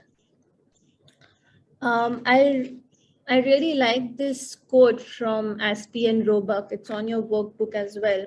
Students learn more and behave better when they receive high levels of understanding, care, and genuineness than when they are given low levels of them. It pays to treat students as sensitive and aware human beings. In the beginning, Dr. Rita even mentioned that when we teach, we are not teaching to the walls. We are teaching to students who are as much as human as you are. Okay, so we have to give them, we have to treat them with high levels of understanding, care, and genuineness. One of the main factors influencing the way we work with students is our ability to understand them, to understand how they feel, the way they think, and what messages they are trying to convey to you, to us, through their gestures, tone of voice, their facial expressions. It's very rare that a student will directly come to you and tell you, like, this is what is happening to me. You have to be very attentive to their posture, their body language, how they're looking at you. Sometimes even just looking into their eyes, you can come to know that they're crying for help. So we have to be very attentive. Not all teachers can relate to this and read students' emotions, but the ones who can are the lucky ones. They are the empathetic teachers. Now, activity 5. What's on your t-shirt? Okay, imagine you are in front of a group of students. You enter the class, you're wearing a t-shirt, and the t-shirt carries a message which tells the students what you are going to do for them. Few examples are on the workbook. On your t-shirt, it can be written as, I'm going to show you how much I care. I'm going to dazzle you with knowledge. I'm going to make you laugh and make you think. I'm going to rescue you, right? So what do you think it will be written on your t-shirt? Take a moment to consider what message you will put on your t-shirt. It can be from the above sentences, or it can be anything that you feel. You can also come up with something. I'm going to be nice to you. I'm there for you.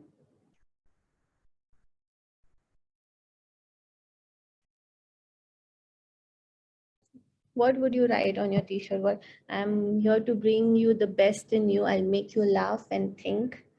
Those who have the workbook, there is a picture of a t-shirt over there. Write it on the t-shirt. If you have some colors, do some designs here and there. It would be nice. You are loved. I am there for you. I love you. You matter. I'm approachable. Be free. I always have your back.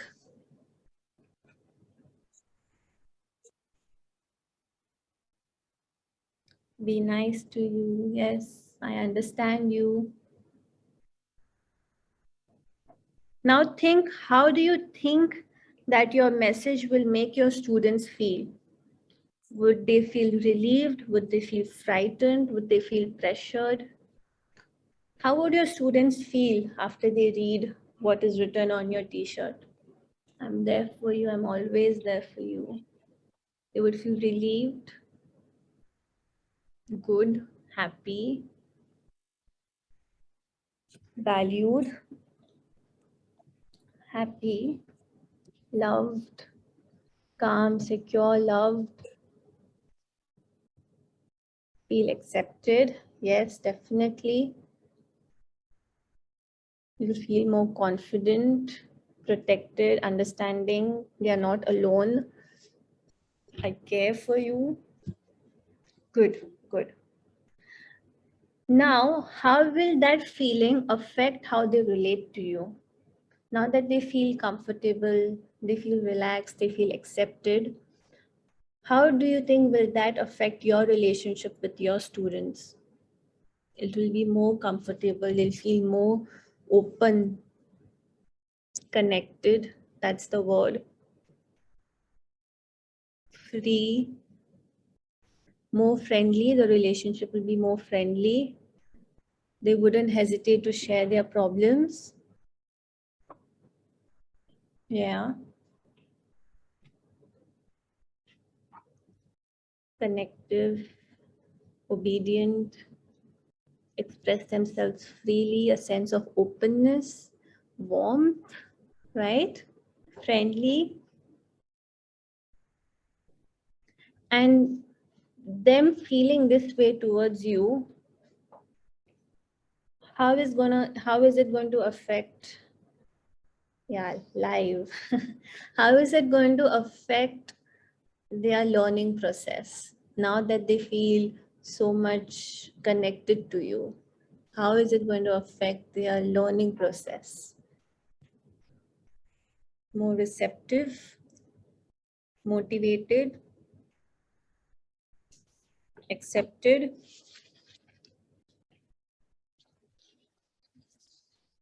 Excellent, excellent. So see, this is what the difference that you can make by being an emotionally intelligent teacher. Okay, we just did this, so I'm going to carry on.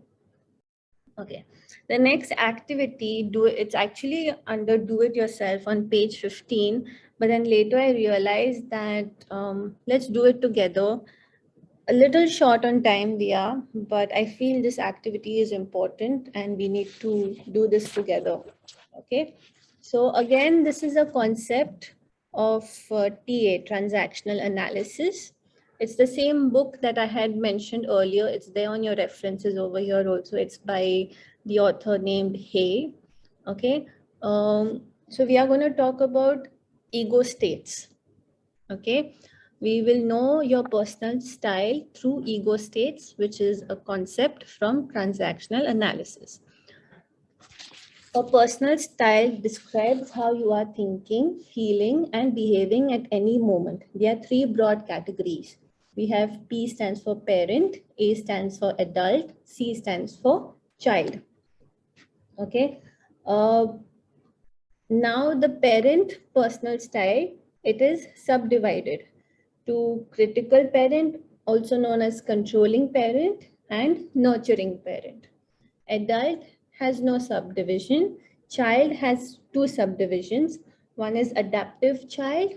Second one is free child, also known as natural child. Okay. Now all these personal styles are in us, but they just vary in degree.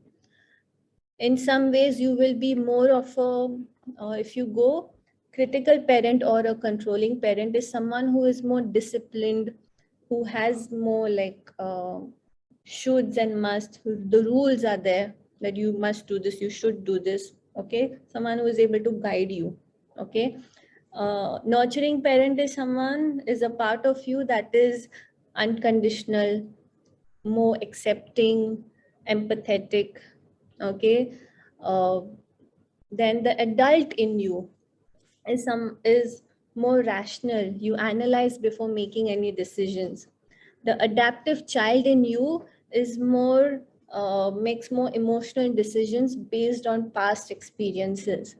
The free child or the natural child in you is more spontaneous. You tend to make like impulsive decisions, like in the moment. You are present in the moment. Okay, all of us have parts of this. Okay, there may be a little bit of a free child, a little bit of spontaneity in us. At the same time, we may be a nurturing parent as well, wherein we are more accepting, we are more hopeful, more optimistic. Okay, so again, we have a questionnaire. If you turn your page to 16, 20 statements are there. If the statement is not true for you, you put a 0. If the statement is partially true for you, you put a 1. If the statement is substantially true for you, you put a 2. If it is completely true for you, then you put a 3. Okay. For example, I encourage students to work things out for themselves. Is it 0, not true for you, partially true 1, substantially true 2, and completely true 3? Okay, so accordingly, you score yourselves. Any questions, any doubts? We are here through this questionnaire going to identify what is your personal style based on the 3 ego states: parent, adult, child. I'll give you all like 2-3 minutes to fill up the questionnaire.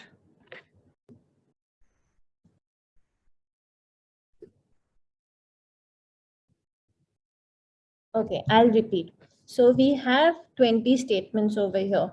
Okay, I want you to score yourself. I encourage students to work things out for themselves. For example, statement 1. If this is not true for you, then you put a 0. If it is partially true for you, you put a 1. Substantially true for you, you put a 2. Completely true for you, then you put a 3. So you ask yourself, do you encourage students to put things out for themselves? If yes, if no, accordingly, you put your score. Through this questionnaire, we will know how much of a parent you are, how much of an adult you are, how much of a child you are, which personal style is more dominant. Remember, we have all the 3 personal styles in us. It just differs in degree. Charuta, was this clear? Okay, great. Do the scoring also now. I'm going to repeat myself. Now say for statement number 6, I deal firmly with students who cause problems. Now what score have you given yourself over there? 0, 1, 2, or 3? Put that score next to statement number 6 when you are doing your scoring. Okay. Once you've finished putting in all the scores, at the end, you can total it. Say now, so controlling parent is statement number 6, 9, 14, and 18. Okay, so if you see statement number 6, I deal firmly with students who cause problems. What score have you given yourself? Have you given yourself 0, not true for me, 1, partially true for me, 2, substantially true for me, or 3, completely true for me? Whatever your score is over there, you write it down next to 6. Once you're done, similarly do 9, 14, and 18. Once you get all your scores, you put down the total of it. Dali Prava, was it clear, the scoring? If you turn your page, you can create a bar chart based on your score. So say for Gauri, your adult and natural score is 11. So till 11, you can like color it, or you can like, improvise on it. So it becomes like a bar chart once you've done with all. Or even a line graph also you can do it. Yes, I'll let you know. So like I said, that these parent, child, and adult, all of us have it, but we just differ in how much of it, right? because there is a positive thing and a negative thing for both of it. Now, for example, the critical or controlling parent is the positive thing about having a personal style higher for critical parent or controlling parent is that you're more advising, you're more informing, you're a person who guides other people. But the negative of it could be that you're more judgmental, dominating, condescending, punishing. Okay, nurturing parent, if you're high on that, then you are more protective, supportive, warm, loving, encouraging. But at the same time, there are some negatives to it, that you're more smothering, overprotective, stifling. When we come to adult, now adult also, the good thing about adult is that you can rationalize before making any decision. You can analyze things and then make a decision. But the drawback of it, the negative of it, which is not mentioned in this figure, is that you lack emotions. Like you do not consider the emotions of other person or yourself before making any decision. Sometimes you cannot be rational all the time, right? When it comes to child, the adapted child is more like, please, can I do this? Do you mind if I do this?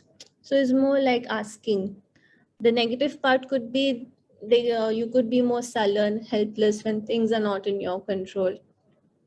The free or natural child, if you are high on this, then you are more excited, playful, fun, creative, curious, enthusiastic. But the drawbacks of it is that you will be willful, more stubborn, you want things your way, right? So look at your bar graph, or just look at your scores. What are you more high on? And then look at the positives and negatives of it. Your use of personal style is clearly significant in considering how you relate to your students. The point of becoming aware of your personal style, your ego states, is that you can consciously control them. If you find yourself more of a natural child or a free child, which is good because you're someone who is more fun, curious, loving, enthusiastic, but at the same time, you may be a little stubborn here and there. So it's good to be aware of these things, right?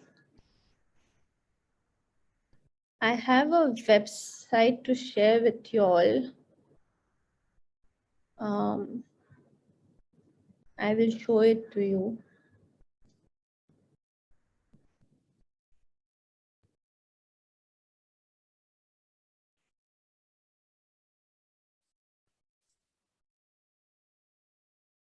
I'll put this in the comment section, also the link.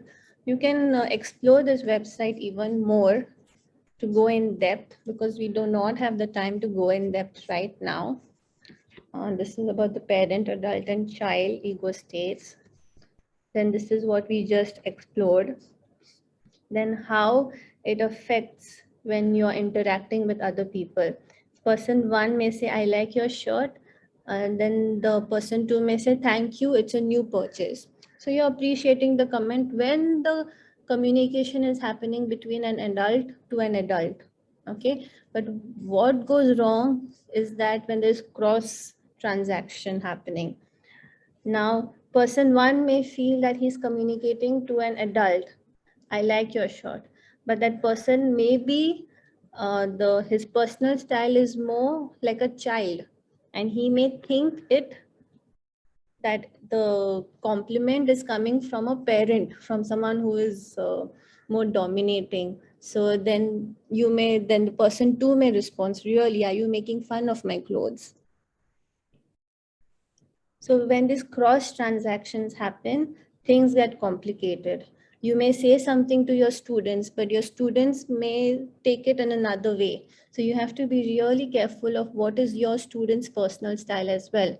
Probably at home, they may have this dominating parental figure. So though you are coming from a very nurturing parent perspective, they may see you as a critical parent, and they may take offense of whatever you say, though you may not have the intention, right? Do your further readings on it, because it's really interesting. This will help you not only in your student interactions, but in your personal life as well. Dr. Maria Controlling parent 9, nurturing parent 9. So your natural child is 11. So that's the highest. Look at this and try to connect how you are, the plus and the minuses of having that one personal style. Okay. Save your results. Okay, I'm going to just copy this link and share it on the chat box so that you all can always go back to it.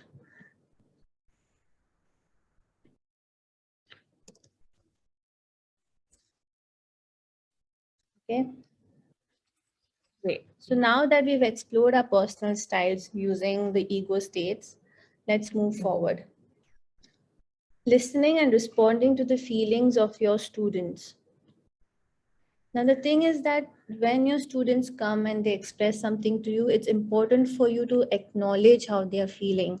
It's important, like if they're experiencing some negative emotions and you do not attend to that, you are not responding to that, then they don't feel that warmth, they do not feel that acceptance. It's like their emotions are invalidated, they are disregarded.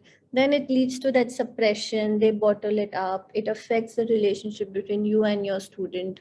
And then it's an additional baggage that the student is carrying. So it's very important for you to listen and to respond to the feelings of your students, how they are feeling. If you do that, the students will feel valued. It helps develop a fuller relationship with them. It aids in their learning. It helps to shape a positive environment. Now, if a student comes to you and tells you that I do not like this subject you're teaching, what would you do? How would you respond to that? Can I have like some responses on the chat section? If a student comes and tells like, ma'am, I do not like what you're teaching, I don't like this subject, how would you respond?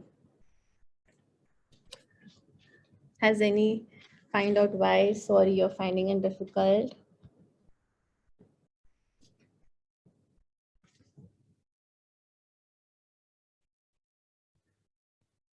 Find out the reason. Yes. Find what you find difficult. Yeah, we try to explore like what is really happening, right? So what you can do is when you have your next class with your students, and when you're teaching your subject, and at some point you feel like, are these students following what's really happening? Especially in online classes, you don't have any verbal cues, like you can't see their facial expressions also, you don't have any non-verbal cues also. It's difficult, especially when it's online. It's difficult for me to know how you all are feeling. What do? I show that emotional wheel just to gauge how you all are feeling right now, right? So do the same thing with your students. If you feel that, I don't know if my students are really responding to what I'm teaching or not, are they really following? Put that emotion wheel on the screen and ask each and every student, how are you feeling right now? Okay, ask them to identify the emotions, and just listen at first, what do they have to say? Okay, once they've given their responses, we shall attend to it, we shall acknowledge it. Okay, if the student says that, if some students say that I feel fascinated, intrigued, excited, stimulated, exhilarated about this lecture, about this session, as a teacher, what would you say? How would you respond? Put it on the chat box. I'm so glad. Thank you. So happy. Yeah. Thank you. I would say something like, I'm glad you're feeling excited. Then you will definitely enjoy what I have planned for you. Good, good. If the students say that they are feeling confused, puzzled, uncertain, overwhelmed, what would you say?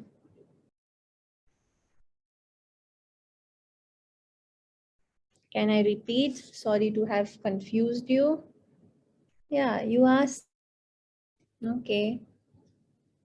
Then we have bored, detached, not bothered. It's okay. Nothing. If you ask them, how do you feel about our classes, what I'm teaching, and this is their response. Maybe it's getting too much. What could I do to make things more interesting? I like that emoji. Yeah, ask the student, how can I make it more interesting for you? If you're feeling overwhelmed, if you're feeling confused, what is making you feel overwhelmed? Let me know. What is confusing you? Would you like me to slow down? Would you like me to elaborate on something? Ask them. Humor breaks. Don't worry, I will simplify it. Yes. Interested, curious, open-minded, motivated. What would your response be? Wow.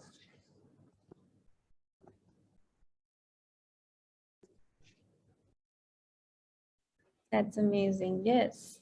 You encourage their positive responses, right? Great. Excellent. Appreciate it. That shows you're making them to learn. Yeah, you're validating the efforts, the time that they are putting. Good, good. If they say that they feel frustrated, impatient, uncomfortable, now what? How would you respond?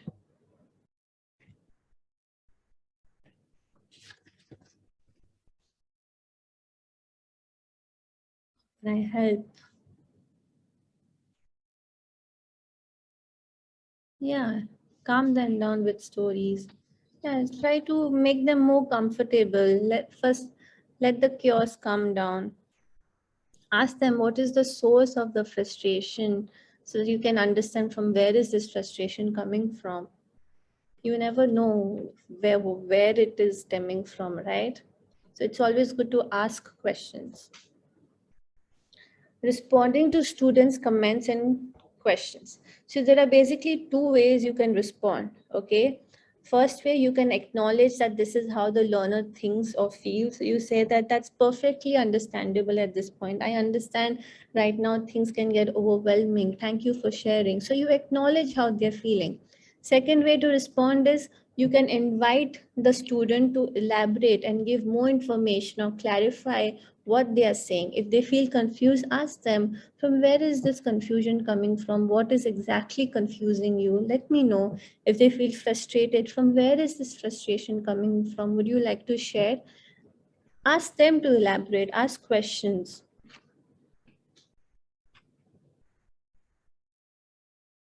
Okay. The last activity for the day, a little short on time. Is it okay if we go till 5:10? I understand we had committed to 5, but we may go till 5:10. I'm really sorry for that. But y'all are giving me amazing responses and I don't want to hurry. Okay, so last activity for the day. Now, when the students have a comment, right? How would you respond? There is one non-acceptable response and there is one acceptable response. Okay. Now, if the student says, I think you're wrong, if the student comes and tells you that, ma'am, I think you are wrong. A non-acceptable response would be that I think you'll find that the research shows that this is true. Okay. An acceptable, a more emotionally sensitive response would be, that's interesting. In what way you think that this is wrong? Can you see the difference? In the first one, you're acknowledging, you're trying to explore from where the student is coming from. So that is what makes the difference.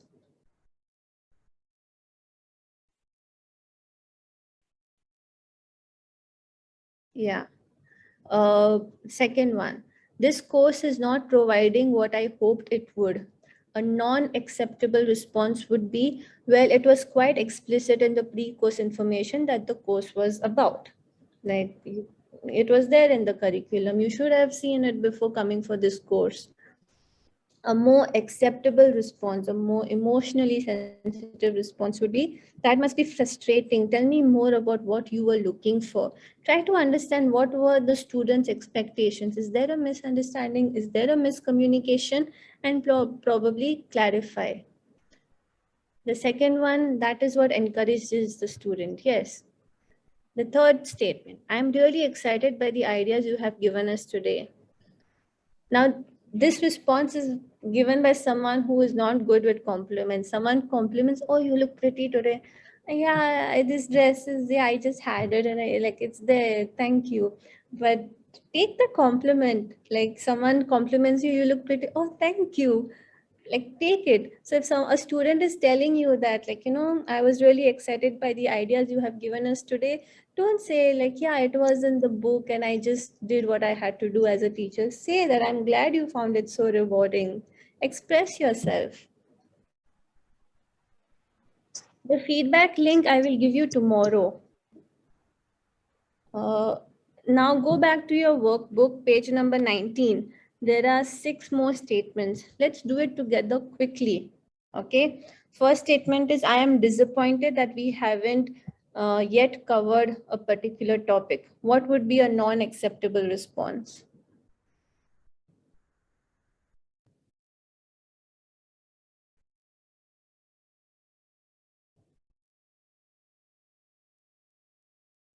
What would be emotionally insensitive when a student comes and tells you, I'm disappointed that you haven't covered this, but I'm following the syllabus. Yeah.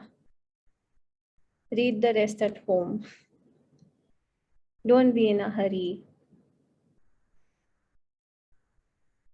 What would be a more emotionally sensitive, a more acceptable response? When a student comes and tells you, I am disappointed that we haven't yet covered this topic today. As an emotionally intelligent teacher, what would you say? I'll make up for it.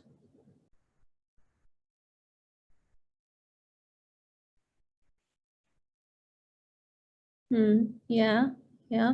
You could even ask, like, what were you exactly looking forward to? Because from what I see, that the student was expecting something to be covered. What was exactly he was looking for?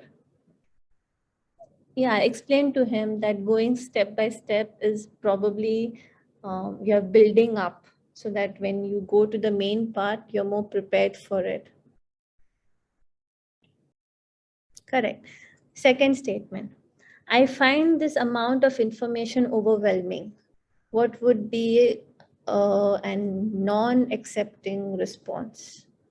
When a student then comes and tells you, I find the amount of information overwhelming. What would a teacher who is emotionally insensitive say? But you have to study it.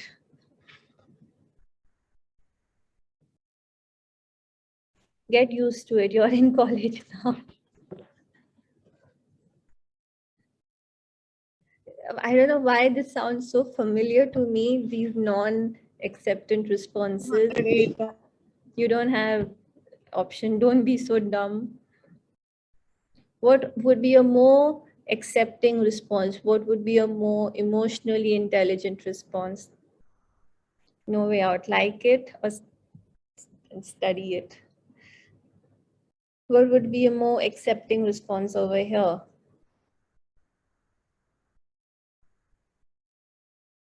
If a student comes and tells you, ma'am, I find this amount of information overwhelming. I'll try my best to simplify it. How can I help you? What can I do for you to make it less overwhelming? Read it a little by little. Yeah, the syllabus is too much. Let's break it into parts. Try to adjust, learn it into parts. Yeah. Then thing is first to acknowledge how the student is feeling, that the student is feeling overwhelmed. Ask the students, what can we do to make you feel better? Then you go to your teaching methods. Let's change the teaching methods. Let's see what works best for you. Next statement. I am worried that I won't be given the chance to use any of this that I'm studying in my work. What would be a more non-acceptant response? You will surely use it. Seriously?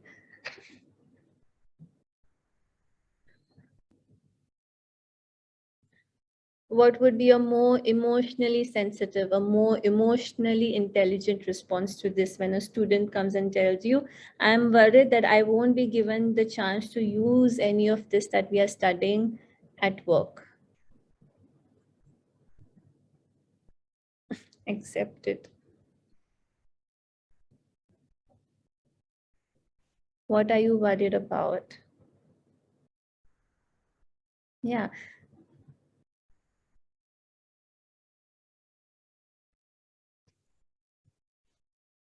And make sure you don't get depressed, have fun, never lost. Yeah. Like in the statement itself, the student has said the word, I am worried that I won't be given the chance to use any of this work. First, acknowledge that the child is worried, that the student is worried from like, and ask him, what is worrying you? What are you concerned about? Share it with me. I'm here. I'm going to listen to you. And then we can, because once you know what he's worried about, then you can use your subject expertise, then you can use your teaching methods to link it so that the student is also aware of that link. Okay, this is how this can be useful to me in my work. That's why we are learning this. Have a dialogue. Exactly. Have a dialogue. Have a dialogue wherein you acknowledge what the student is feeling. I would welcome fewer activities and more straightforward information, please. If a student comes and tells you, I would like fewer activities and more straightforward information. What would a non-acceptant response be to this?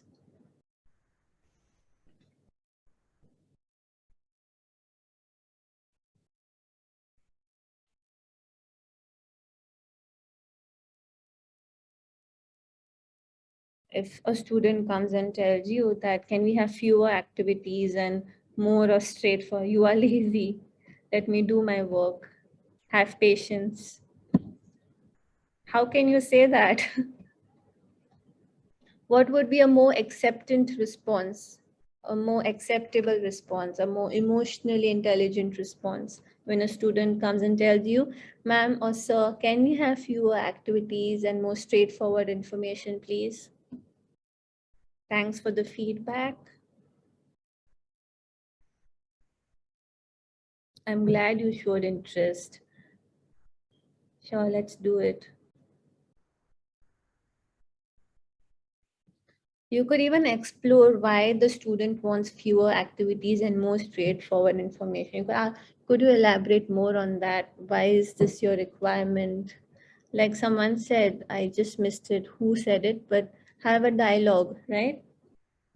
This is just nothing more than common sense, what you're teaching. If some student comes and tells you, what would a non-acceptable response be? This is just nothing more than common sense. If a student, common sense is not so common. I think Grace is the humorous teacher in class. Don't say that. What nonsense. What would be a more acceptable response? A more emotionally intelligent response. If a student comes and tell you that, ma'am or sir, this is just common sense what you're teaching. What are you doing?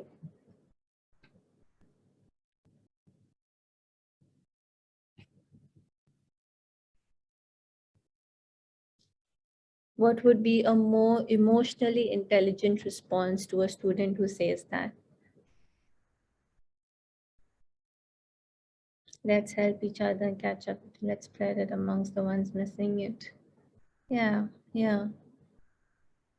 Probably what we can also do is explore his definition of common sense. Like, what is your perspective? Like, from where is this coming from? What is your perception? Right? Good, good, good. Now here we come to the last part, the reflection part. Okay. There is ample amount of research done which supports that there is a strong relationship between empathy and self-approval. Individuals with high level of self-approval are more empathetic than those with low. Okay, so the thing is, it's common. It's again common sense over here that, see, if you as a teacher are able to accept yourself, okay, you will able to accept your students. You will able to appreciate the differences in opinions that they have, the differences in perspectives that they have. Once you're able to accept your students, they feel that warmth, they feel that connection. It's easier for them to accept themselves also there. And if they are able to accept themselves, they will be more empathetic individuals. They will be more empathetic humans. They will show kindness. They will also be understanding. They will also be caring as adults. Okay. And this world needs more empathetic adults, needs more empathetic human beings, because there's so much going on in this world. We do not need hate, we do not need anger, we do not need loneliness, we do not need frustration. All we need is kindness, compassion, acceptance, love. So with this, I end day one. Okay, these are a few artworks that I found really strong. It says a lot. Okay, a few announcements before we end. Please don't exit. The feedback form will be shared tomorrow. The link will be shared tomorrow. Make sure you'll fill up the feedback form, because after you'll fill the feedback form, we will get your details for the certificate of participation, and then you will receive your certificate. Okay, so make sure you do not miss filling up the feedback form. We had like around 250, 200 participants. Make sure all of you all fill the feedback form. Tomorrow we shall begin the day with case studies. So basically whatever we've learned so far about self-awareness, emotional regulation, motivation, empathy, social skills, we will be applying it in the case studies, 2 case studies. So make sure your homework, if you all have time, just go through what we have processed so far. Third thing is that we have a segment tomorrow.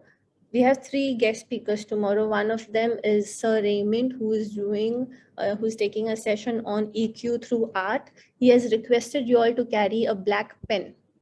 So make sure you all are carrying a black pen. It's a part of his activity. And that's it. I think we wrap up day one. I'm so happy to see all of you all. We had a consistent number of participants, and I'm really happy that so many of you all have agreed to commit your time, your energy into this workshop. Great, great. Thank you so much. I will see you all tomorrow. It's the same link, same Zoom link for tomorrow as well. So you have to click on the same link. I'll see you tomorrow at 2, sharp at 2. We shall begin. Thank you. Thank you so much.